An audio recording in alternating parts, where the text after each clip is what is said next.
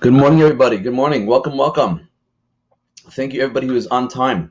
Just going to give the room a couple of seconds to fill up. I see the numbers are going up. Thank you for joining me today on a Friday morning. I know I usually don't do the webinars on Friday mornings. Friday mornings are not always the most convenient day to have a webinar, but my schedule this week was a little bit crazy. I actually just got back in last night, very late last night, from Albuquerque, New Mexico. So all my friends that are in Albuquerque, New Mexico, I'm giving you guys a shout out. I was just there just a second ago, and I thank you very much for coming to the class there. It was a lot of fun, and good to be back on the East Coast. And today we have another webinar for us, an exciting topic. How should you allocate your TSP? This is obviously a critical topic, probably one of the most popular questions I get asked is, Stefan, how should I invest my TSP? So we're going to address that. And I always want to point out that these classes, they really are encouraged by the people who have hired me, have worked with me to do personal financial planning, and even the people who come to my classes, they also give me this type of encouragement, but they say that you really got to be teaching more often. So I very much appreciate those who have been supporting me and encouraging me, and anybody who's not yet a member of my TSP, my financial planning service, I'll mention that at the very end a little bit more about what you could do to work with me and make progress with your TSP as well as all your other financial resources. So let's answer this very important question. How should you allocate your TSP? So really, the way I approach this, it's all reverse engineering. That's really what it is. I need to know, what is the goal of your TSP? Once I know what the goal is of your TSP, I call your goal point B. Where do you need to be with your TSP? Then, after I know where you need to be, I look at point A. Where are you right now? And then, if I know where you are right now, and I know where you need to be, then it's just a matter of connecting the dots and getting you from point A to point B with as little inefficiency as possible. So the starting point of this whole entire question, how do I allocate my money in the TSP? It all depends on what is the goal of your TSP. Where does your TSP need to be? Now, I know that some of you are thinking that the goal is to make as much money as humanly possible. I get that. I understand it. I'm with you on that. However, if you didn't make as much money as humanly possible, what is the amount of money that you need at least to happen from your TSP in order for you to accomplish your goals? If you could do more than that, that's wonderful. But what's the at leaster that you can't do less than that? So let's approach this topic. Again, it's all reverse engineering. Let's define the goal. Let's define where the starting point is, and then we're connecting the dots, getting you from point A to point B with as little inefficiency as possible. So the first step is to define the goal. Where do you need to be? And the way this works is you need to sort of you have to project your future expenses, okay? By the way, this conversation now, how we're going to allocate the TSP, is very much for people who are in the position of growing their TSP to reaching their goals. For those who want to know how to allocate your TSP in retirement, when you start taking income from your TSP, that is a webinar we've actually already had. I don't know if you guys remember that. That is a webinar we had. It was how to position your investments so that you don't kill your portfolio in retirement, something along those lines. I don't remember the exact title. It's one of the webinars that's in my webinar archive. So anybody who's a member, you have access to that webinar. Okay, so for retirees who want to know how to derive income from your investments and how to allocate your money when you derive income from your investments, we had a long conversation about that. This is for the people who are not yet retired. This is for the people who are still growing their money and trying to reach that goal of retirement. So we have to reverse engineer it and start with point B. In order to define point B, we have to know, what are your future expenses? We need to project the future expenses. So that's step number one on this slide. Project your future expenses. And when you're projecting your future expenses, you have to ask yourself, how different will your future life be from now? I mean, from what I've seen, most people's retirement lifestyles are very similar to their lifestyles right now. I mean, they might do some things more frequently. They might go on a little bit more vacations, which certainly does cost more money. They might eat out a little bit more frequently. But other than that, much of their lifestyle is very much the same. As far as the cost is concerned, much is the same. There are some items which will fall off, like some big ticket items, like a mortgage. Usually in retirement, usually at some point is going to fall off. The children, which most of the years is a very big expense, at some point they fall off. So when those expenses fall off, so we want to know what's left of those expenses, and we have to project those expenses into the future. After we define what your expenses are, your future expenses are going to be, then we subtract out your income sources. So for example, if you guys are federal employees, you're going to have a federal pension. Whether you're in the FERS retirement system or you're in the CSR's retirement system, you're going to have that. Some of you have active duty military pensions. Some of you have reservist pensions. Some of you are married to somebody who has a pension. And all of you should have, to some degree, Social Security, unless you're in the CSR system. You should have Social Security. Your spouse should have Social Security. Some of you have rental properties. It could be that you're deriving income from your rentals. I'm not talking about your investable assets. I'm talking about just rental income. So you have those future income sources, and those will help you cover your future expenses. However, if there's a shortfall, whatever that shortfall may be, that is what your TSP needs to do.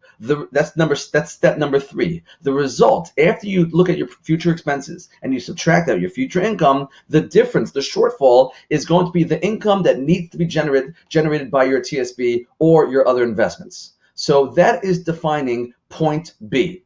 So let's give an example, okay? And this might help to look at some numbers together, and we'll flesh it all out. So here's somebody whose current expenses are $100,000 a year. That's what their cost to live on right now, okay? However, they know that there's going to be some major expenses that will go away by the time they retire. So they have a mortgage right now, which is going to be very expensive. They have their children's college education is going to be expensive. So even though right now their lifestyle is costing about $100,000 a year, so after you subtract out that mortgage, after you subtract out the college expenses, or whatever other expenses come along with the kids, so that's subtracting out $40,000. And by the way, I know that your numbers may be very different than this, but just follow me in my example so you understand how I think it through. So your starting point is that your current expenses are $100,000. You're going to have a mortgage which is going to be gone, and your college education is going to be gone. So you can subtract out from that $40,000. Your net expenses after those things are subtracted out are $60,000. Now here's the thing. $60,000 is what the number looks like today, in today's dollars. But what we want to know is, what does $60,000 look like in the future when you're going to retire? So here, in my example, if you guys look at the 4th bullet in the future expenses, the future value of current expenses, in my example, I'm working with somebody who is 15 years away from retirement, and they have their expenses rising with inflation at 3%. So they have $100,000 of current expenses, subtract out the mortgage, subtract out the college and all the other kid stuff, they're left with $60,000 of lifestyle expenses in today's dollars. I want to see, what does $60,000 look like in the future, 15 years in the future at 3% interest, at 3% inflation, and that translates into $93,600. I had to use a calculator in order to do this math. It's not like I'm able to do this in my head. This is something which you need to calculate. So I took today's expenses, I project into the future, and I see in the future they need to be able to cover $93,600 of expenses. Now, can they do so? We need to calculate their future income. For those who are federal employees, one of the ways you could get a sense of your future income is if you ever look at your some of you have Employee Express, some of you have ESS. You've probably seen this before. There's something called a benefit statement, and there's different systems you can access it. But if you ever go into that system and print off a benefit statement, they usually provide a projection of what your retirement pension is going to look like, whether it's a FERS pension, whether it's a CSR's pension. That is an estimate. Also, anybody who is close to retirement, you probably have had a conversation with your HR, and you've probably asked them to run a retirement estimate. So if they've run the retirement estimate, they can help you obviously project your retirement income. For those who don't know how to do this, this is stuff that I help people with as well. I can help you project your retirement income as well. But nonetheless, let's say your federal pension is going to be $40,000 in my example, and you're expecting to have Social Security. Social Security is going to be $25,000 for you. Your spouse is going to have pension or Social Security as well, and their Social Security is going to equal $25,000. So if you add all that together, their Social Security, your pension, right now your fixed income sources is $90,000. Now that's amazing because we saw your expenses projected into the future were $93,600. So it looks like you're actually very close to covering those expenses. But I have to burst your bubble. I'm sorry to do this to you. When I say that you have $90,000 of income, that's before taxes. You have to pay taxes on your federal pension. You're going to have to pay taxes on Social Security. Now, not all of your federal pension is taxed. There is a portion that's not taxed. Not all your Social Security is taxed. There is a portion that's not taxed. But nonetheless, the rest, the bulk of it, is going to be taxed. So in my example, I have somebody who has a pre-tax income of $90,000. However, after I subtract out 20% in taxes, then they're left with $72,000. Aha, so now they're not as close to that $93,000 of expenses anymore. So doing the math, somebody who has a projected future expenses of $93,600, and they have a projected future income of $90,000, but after taxes it's $72,000. So $93,600 of expenses minus the $72,000 of income, that tells me they have a shortfall of $21,600. I hope you guys are following me, because what we just did is we defined the amount of income that this person's TSP or their investments needs to generate for them in retirement. If their TSP is not generating this income, they're going to have a shortfall. Okay, they're going to have to start dipping into principal, and the problem with dipping into principal is that if you drive down the principal too far, you run the risk of running out of money in retirement. Obviously, that's something we do not want to do. So we have over here, we define for ourselves point B. Point B is for our investments, our TSP plus our other investments, to generate $21,600. I hope you guys are with me in this, because there's another step that needs to be taken. I'm continuing with point B. So we just said that you need to generate $21,600. But here's the thing. Most of your TSPs, most of your investments, you have yet to pay taxes on that money, especially if it's traditional TSP, traditional IRA. That is money which you have yet to pay taxes on. So if you pull out $21,600 from your TSP, aren't you going to have to pay taxes on that? And if you do pay taxes, aren't you going to be left with less than the $21,600 that you need? So really, when we are calculating what your investments need to generate in retirement, we can't just pay attention to the post-tax investment need. We need to pay attention to the pre-tax investment need. Post-tax, you need to generate to $21,600. Pre-tax, what does that translate into? So if you follow on this slide, you'll see that bullet point, shortfall post-tax, $21,600. But I want to figure out the pre-tax need. So what I do is I take $21,600 and I divide it by 0.8. I don't know if you guys saw on the previous slide, I'm paying 20% in taxes. So if I'm paying 20% in taxes, that means I'm keeping the other 80%. So how do I calculate $21,600? $21,600 is 80% of what number?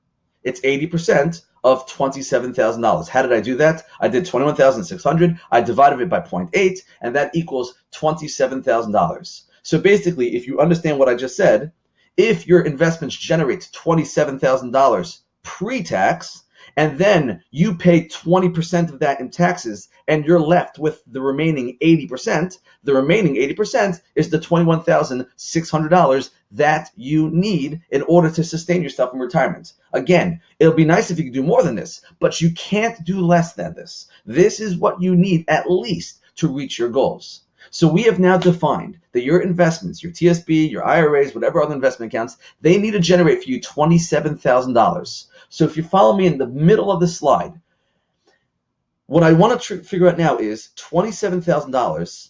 I want that $27,000 income stream to represent 4% of my overall portfolio. Now I threw that number out. That seemed to have come from absolutely left field. Where in the world did I get 4% from? For those who came to that previous webinar I mentioned, the webinar where I spoke about how to derive income from your investments in retirement without killing your portfolio, which again, that webinar is in the archive for those who are going to be approaching retirement and want to know what to do. So we discussed in that webinar that there is a safe distribution rate, a rate that if you keep your distributions at that rate or below, you are safe. You statistically will not run out of money. However, if you go above that safe rate, then you actually enter choppy waters. There is a very strong chance you may run out of money.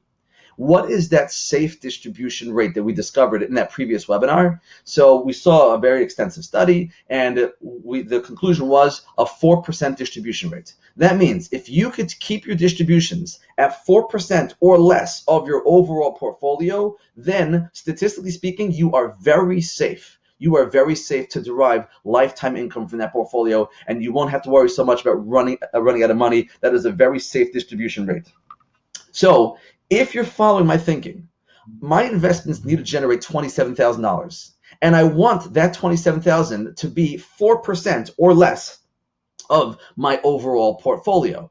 So how do I figure out what my portfolio needs to be in the future? Again, this is 15 years from now. I need my portfolio to generate $27,000 15 years from now. What does my portfolio need to be 15 years from now in order to generate that 4%, which equals $27,000? And if you follow my math, you take $27,000, you divide it by 0.04, and the answer is $675,000. That's what happens.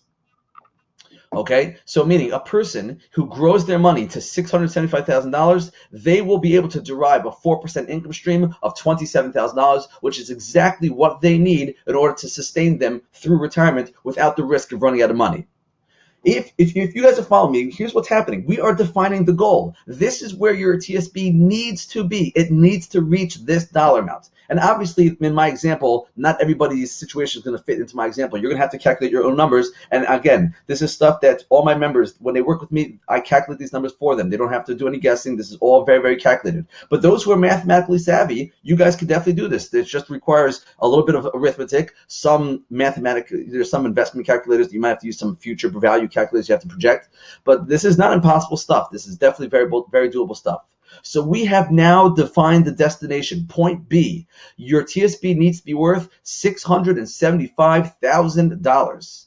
So now that we've defined the destination, point B, now we reverse engineer it. We need to know, where are you today? Point A, where are you right now? I'm not talking about on this webinar. I know you're here on the webinar, but I want to know financially, where are you right now? How much money have you already saved towards that $675,000 goal? So in order to figure out where you are right now, we're going to have to look at your investments, what your TSP looks like, what your other investments look like. Okay, and then we're going to have to connect the dots. If I know that you need $675,000 and I know how much money you have right now, then I can see how much you're saving. And depending upon how much you're saving, that'll determine the rate of return that you need in order to reach your goal. So let's give an example. I know that numbers usually flesh it out and give people a better grasp of what I'm talking about. Here's an example of somebody who's 15 years away from retirement, and their current TSP, their current value of their TSP is $150,000, and they also have an outside investment account of $50,000. So how much investments do they have in total? $200,000. $200,000 is what they have right now. They are 15 years away from retiring. They have $200,000. And remember, that $200,000 needs to reach, it needs to grow and reach $675,000 in 15 years. Is it doable? Can you do it? Can you grow $200,000 to $675,000 within a 15-year period of time? And the answer is going to be dependent upon two things. Number one, how much are you saving every year towards retirement? And number two, what is the investment rate of return you are getting? So follow my example. This person has $200,000 in their investments, $150,000 in their TSP, $50,000 in their other investments. However, they're also saving. How much are they saving? So in my example, I have them saving just 5% of their income because they're a federal employee, and the federal employees, as you know, they get a match of 5% on their TSP. So they're doing just the match. And how much is that match? In my example, I'm just running $5,000. Let's just say, just to make my life easier, that they're saving 5%, which equals $5,000. Not only are they saving $5,000, but they're getting the match. The match is also 5%. So they're saving, the agency is contributing $5,000. So 5,000 plus 5,000, they're really saving $10,000 a year towards this goal. Now, $10,000 a year over 15 years, that's only $150,000. If they're starting with $200,000 and they're adding $150,000, that's only $350,000. That's not enough to reach the $675,000. However, if they are growing their money, what rate of return do they need in order to reach the $675,000? as the slide over here says, if you guys are paying attention, the slide over here says they need a 5.5 rate of return. That's not too scary.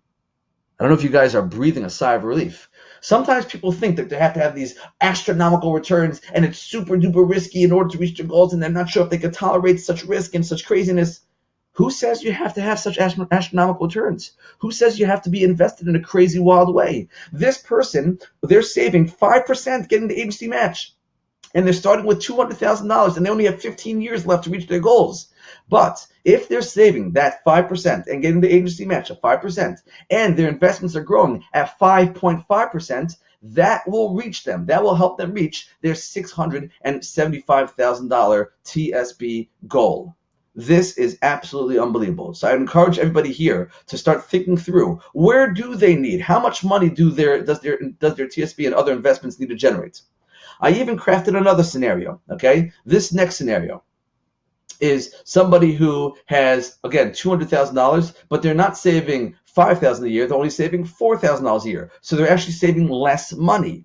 How much money do they need to grow their TSP to be worth? Oh, and by the way, 1 second, let me just back up a second. Did I correctly say that? Yeah, I did say it. This person has $200,000 invested. I miscalculated something, but that's good. Everything is good. All the math that we went through is correct. In this situation, there is a $4,000 contribution by that person, and it's being matched $4,000 by the agency. So they're not saving $10,000; they're only saving $8,000. Now, what are the chances of them reaching that future goal of $675,000? Well, if they invest their money and they're yielding a 6.1%, then they will reach their goal. Again, we're not shooting for 10%, 20%. We're not shooting for the moon. We're just shooting for a 6.1. That's actually quite feasible. It's really not so crazy, especially over a 15-year period of time. That is quite feasible. So I hope you guys are following me, and that what we've just established already is that we reverse engineered what the goal of your TSP is. Once we know what the goal of your TSP is, then we can determine how to invest the TSP. So let's just recap. The starting point was set the destination. What does your TSP need to be at when you retire in order to generate the income that you need? In order to know that, we have to know what is your future expenses. We projected those into the future.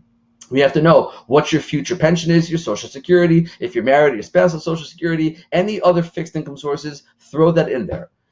Whatever those fixed income sources don't cover, the difference between your future expenses and your fixed income sources, that difference is what your investments need to cover. And in our example, the person needed to have $27,000 or at least $21,000 of post-tax income, which translated to $27,000 of pre-tax income. If $27,000 is 4% of their overall portfolio, that means that their portfolio needs to grow to $675,000, and they could do so with the 5% contribution and the agency 5% match, and they were growing their money. Let's say they were contributing a total of $10,000 a year between them and their agency. They needed 5.5. If they were growing their money, if they were contributing, $8,000 a year, $4,000 themselves, and $4,000 with their agency, then they would need a 6.1% rate of return to reach their goals. Again, what we're seeing is that you could calculate all this. It's reverse engineering. And once we know the rate of return that you need, now we can answer the question, how should you allocate your TSP? So all of this was really introductory remarks. All this is just introductory remarks. Let's go a little bit further. Now that you've defined the rate of return that you need, how should you invest your money in the TSP? So in my example, this person needed either a 5.5 or 6.1, depending upon how much they were investing towards their goals. And they said, Stefan, I calculated my goals. In order for me to reach my goals, I need a 6.1% rate of return. Well, in the TSP, how should you invest your money so that you're targeting a 6.1% rate of return? So I have two ways of answering that. The first way to answer that is I'm going to tell you that the TSP actually has their L funds. And their L funds, for those who don't know the L funds are targeting specific rates of return. If you guys ever look at the TSP website, you'll find this TSP sheet, and you will see that the L funds are targeting specific rates of return. So let's look at this chart over here together. you'll see that the L income chart the fund is targeting a little above 4%, maybe approaching 5%, somewhere in that vicinity. The 2020 is targeting like a 5.5% along those lines. The 2030 is targeting a little bit above 6. And remember, we just needed a 6.1. So it actually looks like the 2030 fund is targeting the rate of return that this person needs in order for them to achieve their goals. So if they came to me and they said, Stefan, how should I allocate my TSP? I did all the math. I figured out that I need a 6.1 rate of return in order for me to reach my goals. How should I allocate my TSP in order to reach those goals? I would show them this L fund chart and say, look, the TSP did the math and the science for you. They already figured out the allocation that is targeting a 6.1 rate of return. They combined all the 5 funds. So if you guys see on this L fund slide, you have the G fund, the F fund, the C, the S, and the I. They combined it in different proportions, and the 2030 allocation is targeting the 6.1 rate of return for the 6.1 rate of return, which is what you need to reach your goals. So let's look at the 2030 allocation. Every one of the allocation has a breakdown, and you could go to the TSP website again to find this information. But here we have a breakdown of the L 2030. Now, you could just put your money in L2030, or you could construct your TSP portfolio to look like this 2030 allocation, in which case you'll be targeting a 6.1 rate of return.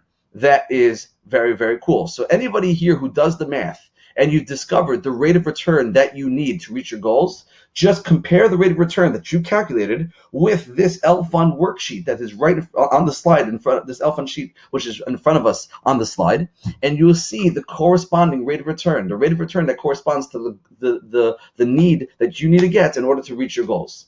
This is unbelievable, right? This is unbelievable. So anyhow, wonderful. Let me just mention this. I like the L funds. The L funds are a strategy, but I have problems with the L funds. So even though the L funds are telling us how to allocate our money, I like them. It's good. Don't get me wrong. I don't want to say anything bad about the L funds, because the L funds are, at least they're a strategy, as opposed to what every other TSP investor does, which is they just guess. They don't even have a strategy. They sort of just randomly pick this and this and this, and they feel like that's a strategy. So if you're going to choose between strategy versus no strategy, the L funds versus just randomly picking any allocation, then I would say go with the L funds, because the L funds have already done the math, the science, the logic, all the thinking for you, and they have calculated very, very mathematically how to target that rate of return. So if you were looking for a 6.1 rate of return, the 2030 allocation is geared towards you. With that being said, I do have my problems with the L funds. Okay, what are my problems with the L funds? Again, I don't want to say anything. I don't want to give the impression that the L funds are bad. I don't want to say that they're bad, but I do have problems. I do feel that they are inefficient. They have some inefficiency in them, and I try to weed out those inefficiencies to make the performance a little bit better. Okay, so let's go a little bit further. My problems with the L funds.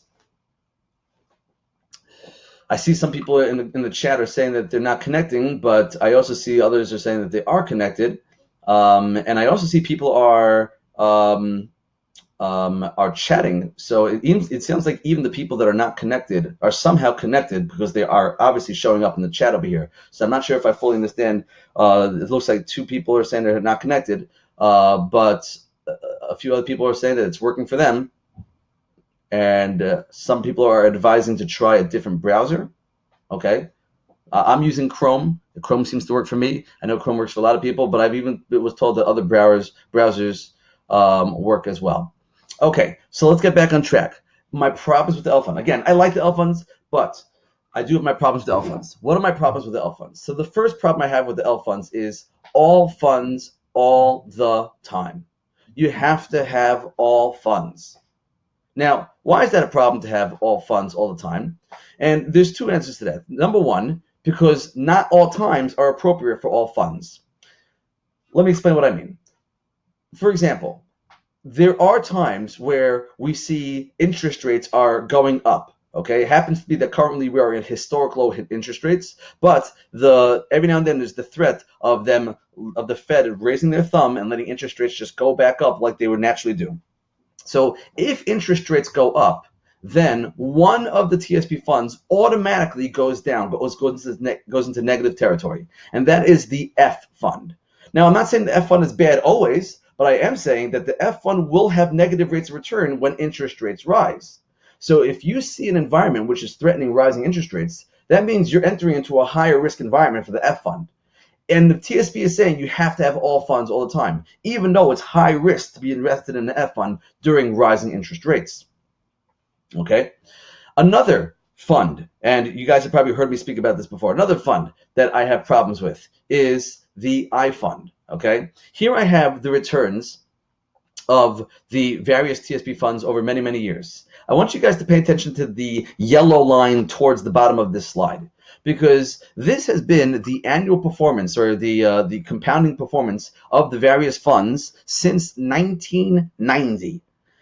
Look at the various performance of the funds. Notice the I fund. And I want you to compare the I fund to all the other funds. The I fund has a 5.4 rate of return, at least an average rate of return, compounding since the year 1990.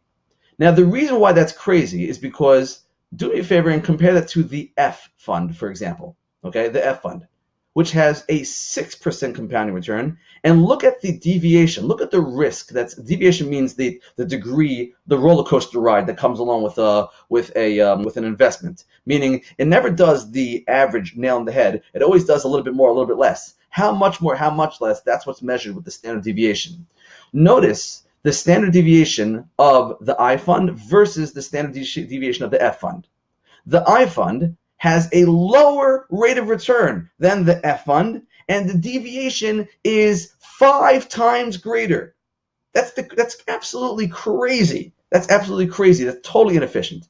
Let's compare the I fund to this C fund. Now, over there, you will see they have the same roller coaster ride, the same range of deviation. But notice the rate of return on the C fund is around 5.5 percentage points higher than the I fund.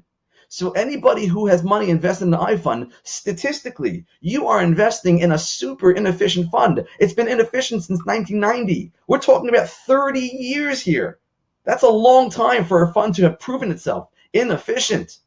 Let me explain a little bit further what my issues with the I fund. I'm backing up to this slide over here. Pay attention to what happens on this slide. Notice that there's that little slope that goes uphill. And it starts with the L income fund, and then it goes to the 2020, 2030, 2040, 2050. Notice how the rate of return, as you go up the slide, the rate of return goes up only a little bit, like 0.5% here, 0.5% there, not really so much. But as you go up the slide, notice the deviation at the very bottom, how it increases by 2% or 4%.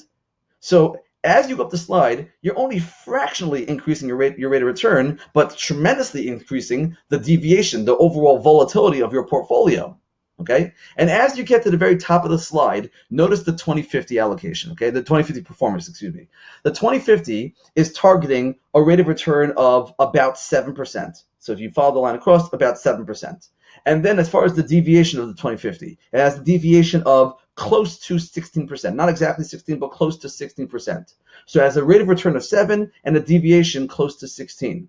I want you to compare that 2050 performance, which is, again, targeting a 7% rate of return with a deviation of close to 16, compare that to the C fund. Look at the C fund over here, right? See what's going on over here. The C fund is not targeting a 7% return. It's targeting a 9.9. That's close to 3% higher of a rate of return. 3%, not half of a percent, 3% higher. And what is the deviation of the C fund? 17.6. So it's true. Instead of having a 16% deviation, it has a slightly higher deviation. But it's not even 2 percentage points higher. It's a slightly higher deviation with 3 percentage points higher of a rate of return. Why is it that the C fund alone has a much higher rate of return with just a slightly higher deviation, but when it comes to the L funds, if I'm looking at the L50, the 2050 fund, I'm only targeting a 7% rate of return, and it has a similar deviation. Why is that so? If I'm taking this similar risks, why am I getting so much less of a return? And the answer is, the scary thing is, because you have the I fund. And the I fund since 1990 has been consistently inefficient, diluting your rates of return. Look at that, only a 5.4. This is intolerable, inexcusable, totally inefficient, and that's why when I craft my TSP portfolios, I do not include, or I typically do not include, the iFund. And by the way, it's not because I have something against the iFund. When I plug the numbers into my software and the software just spits out the results, the iFund is just never found in any of the results because it's clearly inefficient. Any software could detect that. Okay, so my first problem with the L funds is all funds all the time. It's not so simple to say that you should have all funds all the time.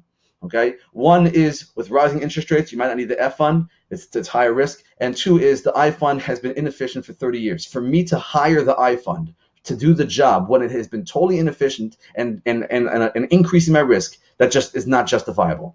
Okay. The next bullet point, my problem with L funds, still major short-term fluctuations. Now the truth is I should take this bullet point off the slide because that's not really a problem. It's just an observation. Can you lose money in the L funds? Sure. If you invest in L funds, don't think that you can't lose money. Just because it was blessed by the federal government doesn't make it kosher. That's an inside joke. Whoever got that one, good for you. Okay, next. Gradually shift you away from your allocation before you arrive at your goal. So this is actually very important. Earlier in this webinar, we calculated the goal. You needed to have a 6.1 rate of return or whatever rate of return you needed in order to reach your goals, whatever rate of return you calculated. So we looked at the L fund chart and we saw which one is targeting the rate of return. So I needed a 6.1 rate of return in my math.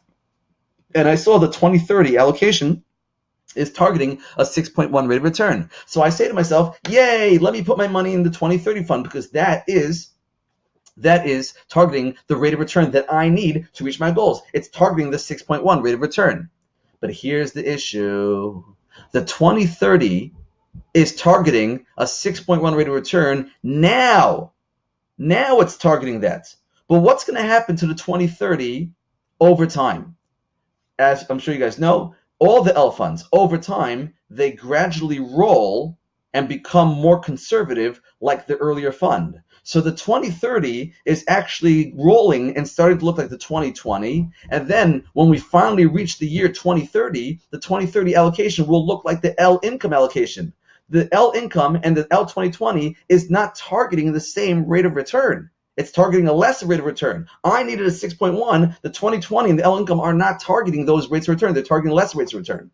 So it turns out that if I stuck with the L funds, I actually wouldn't reach my goal because over the time, it moves me away from the allocation that is targeting my goal.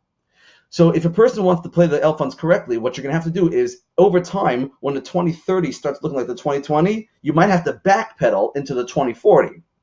So anyhow, that's another reason why I do not like the L funds because it gradually shifts you away from your allocation before you arrive at your goal.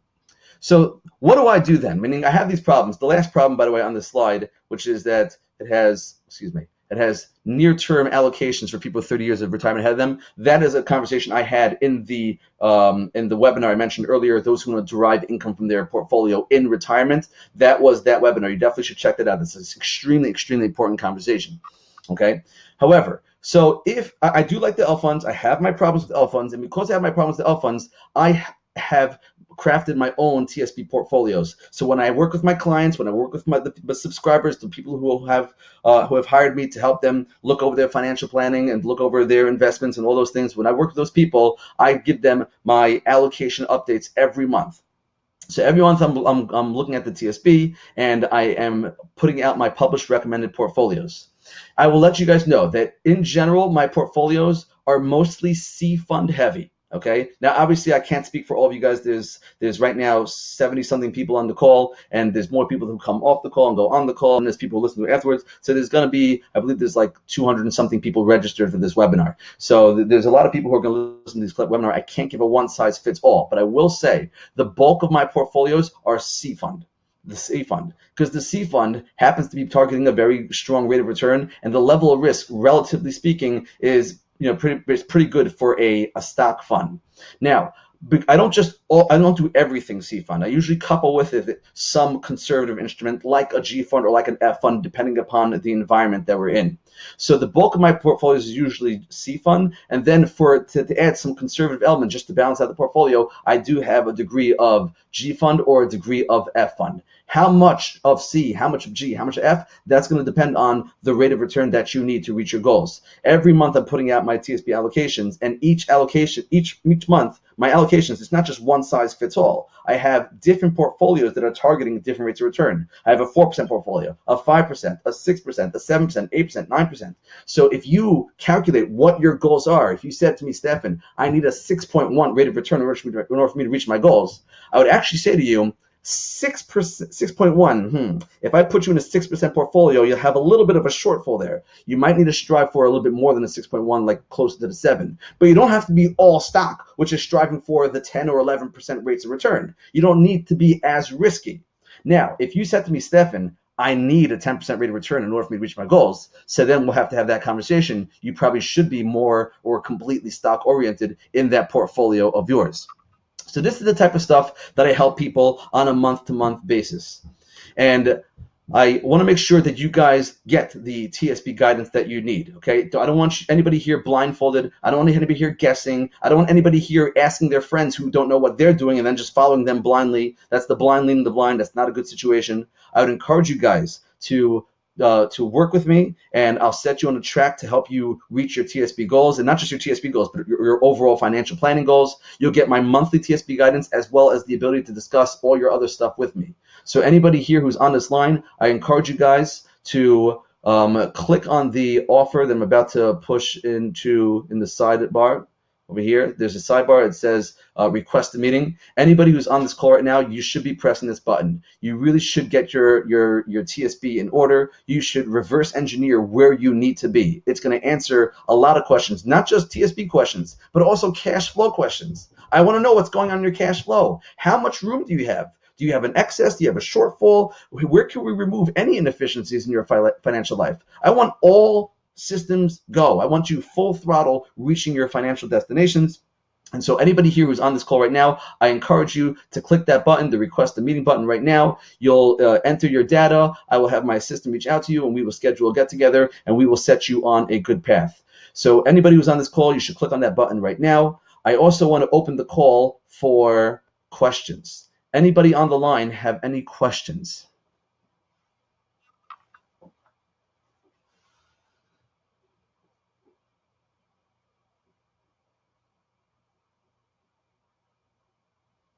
Is my email accurate with the H in the beginning? What did I do?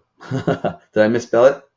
Oh, look at that. I misspelled it. Thank you, Lisa, for pointing that out. Sometimes I type my slides so fast, even I misspell my own name. Very, very funny. So yes, it's Stefan at Stefan Zeltzer. Laughable. Thank you, Lisa.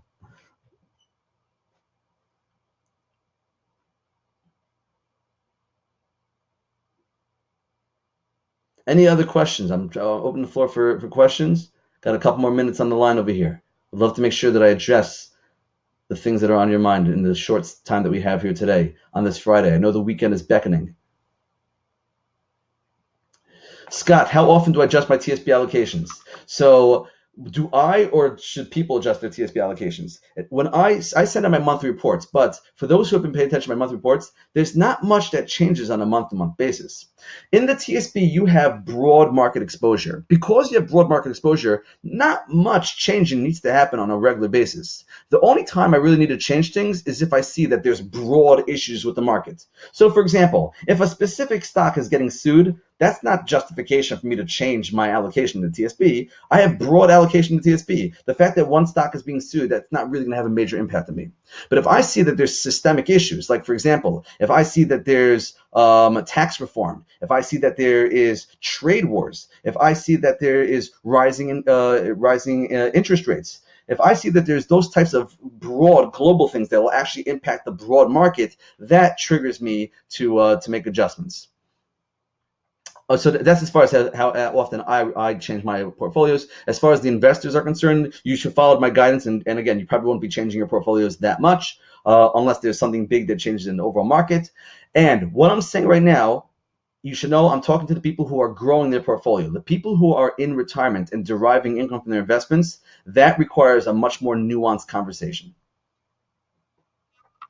So Oscar, will slides be available after this presentation?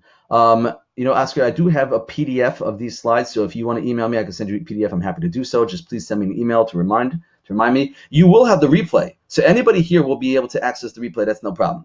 Mark, can you address post-retirement TSP portfolio strategy over Mark? That I would love to, and I did actually, Mark. So if you're not yet, if you don't yet have access to my archive webinars, so maybe send me an email. You should become a member of my TSP planning service, and you will see I have a whole 1 hour segment of how to allocate your money inside retirement and how to derive income from those investments in retirement. It's absolutely critical.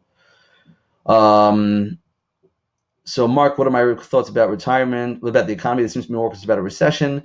Recession, hard to say. I happened to be this past month. There were a few things that were suggesting a little bit of a slowdown. The fact that the interest rates were the Fed is entertaining another interest rate cut. That is actually a little bit concerning for me. I don't know why they would entertain another interest rate cut. What was wrong that they felt the need to cut that? It does suggest that there's some weakness somewhere. I don't know the details behind that. I will say that some of the housing data is a little bit weaker. Interest rates have gone down, and it's the summer, and for some reason, housing is not selling like it has been. There's a slowdown in housing. So a little bit concerning over there. I don't just make rash responses when I read a headline. No, that's not. I have to see a consistent pattern. So if I see that there's a slowdown over like a 3-month basis, that's enough of an indication that there's a trend going on over here. But just to see like a headline once that says the housing market's slowing down, that's not enough for me to change it. Just to hear that there's the economy, they're expecting a recession. The media is going to say all that stuff for the rest of their lives. So I don't take their headlines too seriously. Okay. So Ray says, does the meeting button go to the right email? I think the meeting button goes to a web page, and the web page is a web form you fill out. So you can check that out over there.